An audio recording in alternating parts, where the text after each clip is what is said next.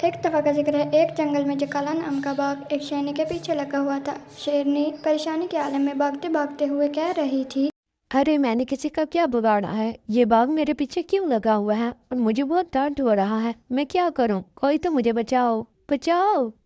अभी शेरनी का ये कहना ही था कि बाघ शिकारियों के जाल में फंस गया, जिसकी वजह से शेरनी एक दूर वीरान जगह पर जा पहुंची। अब उसे बहुत दर्द हो रहा था क्योंकि वो पेट से थी और दर्द में तिलमिला रही थी कि एक गाय उसके पास आई और बोली, अरे शेरनी बहन, हिम्मत करो, तुम बहुत बहादुर हो। थोड़ी देर के बाद शेरनी को एक सफ़ेद रंग का बेटा हुआ। ऐसे लगा हो जैसे कि चांद ज़मीन पर आ गया हो, जिसे देखकर गाय चौकन्ना रह गई और वो वहाँ से जाने लगी।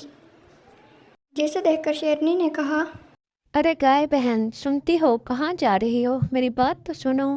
चली ही गई थी। शेरनी भी अपने बेटे को लेकर अपने जंगल चली गई। दूसरी तरफ गाय शेर को लेकर आई, जो उस जंगल का बादशाह था। जब शेर ने देखा कि वहाँ पर कोई नहीं, तो वो गाय से कहने लगा, बे गाय बहन, मेरा बेटा यहाँ कैसे हो सकता है? आपने जरूर कुछ और देखा होगा। मेरा तो बेटा सब जानते हैं कि मर चुका है। मैं मानती हूँ महाराजा शेर, मगर मैंने उसे अपनी आंखों से देखा है। आप मेरी बातों का यकीन करें तो ठीक है। आप मुझे 2 दिन का वक्त दें, मैं साबित कर रहूँगी कि मैंने उसे देखा। फिर गाय ने सिम्बा के मिसिंग होने के पोस्टर हर जगह छपवा दिए ताकि वो उसे जल्दी ढूंढ सके। और जब 2 दिन हो गए तो महाराजा शेरखान उसके पास आए और गाय से पूछने लगे, आया 2 दिन हो चुके हैं।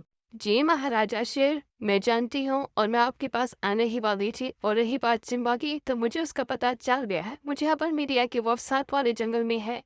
गाय अपने राजा शेर को लेकर पास वाले जंगल में चली गई जहाँ पर सिम्बा था। सिम्बा को देखकर राजा शेर बहुत खुश हुए और उन्हें अपनी आंखों पे यकीन नहीं हो रहा था। राजा शेर, ये देखिए आपका बेटा सिम्बा, जैसा कि मैंने आपको कहा था। गाय बहन, ये तुम क्या कह रही हो? ये मेरा बेटा है, ध्यान से देखो। मैं जानती हूँ शेरनी बहन, मगर मैं तुम्हें सब बताती हूँ कि क्या हुआ था।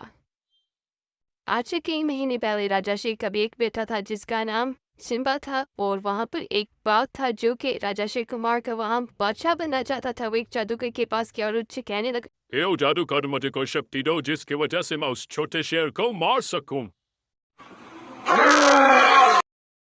ताकि मैं इस जंगल पर राज कर सकूं। ठीक है, मैं तुम्हें शक्तियाँ दे दूंगा जिसकी वजह से तुम एक विशाल चीते बन जाओगे। मगर एक बात याद रखना, तुम ये सिर्फ एक दफ़ा ही बनोगे। जैसे ही तुम उस शेर को मार दोगे, तुम अपनी पहली हालत में आ जाओगे।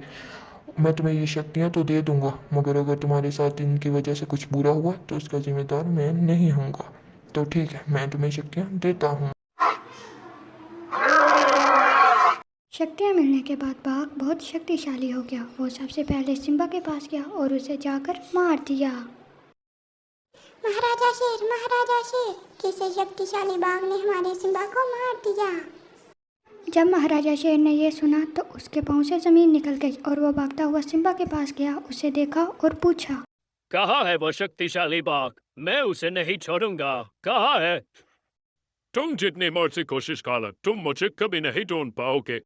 यह थी हमारी तो बड़ी कहानी। और उस जालिम बाघ के जिसने हमसे हमारा सिम्बा छीन लिया था और हमारे राजा शेर से उनका बेटा, हम उस जालिम बाघ से बदला लेना चाहते हैं। तुमसे मदद मांगते हैं, हमारी मदद करो ताकि हम अपने सिम्बा का बदला ले सकें। गाय की दुख भरी कहानी सुनकर शेरनी को बहुत दुख हुआ। वो भी बातें कर ही रहे थे कि वो जालिम बाघ वहाँ पर आ गया और उन्हें देखकर कहने लगा, आज मैं तुम लोगों को नहीं छोड़ूंगा। इससे पहले वो बाघ कुछ करता, शेर और शेरनी ने उसे मार दिया। उसे उसके किए की सज़ा मिल चुकी थी और उस दिन के बाद से वो तीनों इकट्ठे रहने लगे थे। तो दोस्तों, ये थी मेरी आज की कार्टून वीडियो। तो मैं उम्मीद करती हूँ आपको अच्छी लगी होगी। अगर अच्छी लगी है तो चैनल को सब्सक्राइब ज़रूर कीजिएगा और बेल आइकन को भी ज़रूर प्रेस कीजिएगा। इंशाल्लाह फिर मिलेंगे एक नई और दिलचस्प कार्टून स्टोरी के साथ। तब तक के लिए अल्लाह हाफिज़।